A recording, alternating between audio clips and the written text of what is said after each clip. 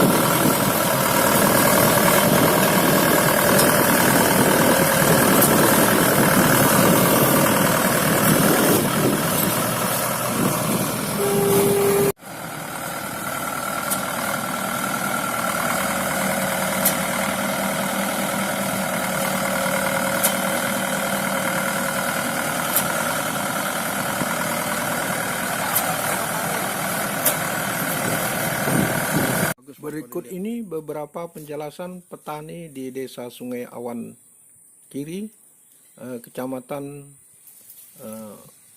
Muara Pawan, Kabupaten Ketapang, Kalimantan Barat. Mereka kebetulan menanam varietas unggul yang dianjurkan oleh pemerintah, kemudian juga menggunakan teknologi sabta usaha. Selain itu, penggunaan mekanisasi menjadi salah satu hal yang penting. Kurang dari 40 pohon atau 3 di bawah 4. Pak, ini Bapak yang ditanam nih varietas apa nih Pak? PBS 3 Pak. PBS 3 itu apa keistimewaannya? Ya keistimewaannya kan belum saya benar-benar mengetahui kan, baru istilahnya nanam ini kan Pak ya. Baru nanam ini, mungkin kalau udah 2 kali nanam tanam mungkin kan tahu gitu. Untuk sementara ini apa kira-kira yang nampak? Ya, yang nampak ya ini buktinya kan Pak kan gitu ya. Yang nampak makan, ya alhamdulillah kan gitu Pak.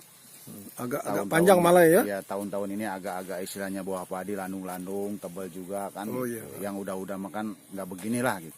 Bapak miliknya berapa hektar nih? Ukuran lebih ini 2 hektar lah. Oh gitu ya. 2 hektar ukuran lebih. Atau lebih dikit dari ukuran ini. Dengan sabta usaha dan juga mekanisasi pertanian menjadi salah satu trik petani di Kalimantan untuk berusaha tani yang lebih menguntungkan. Karena apa? Karena pupuknya kurang, istilahnya itu kurang maksimal. Nah sekarang dari 10 karung tuh 17 karung ini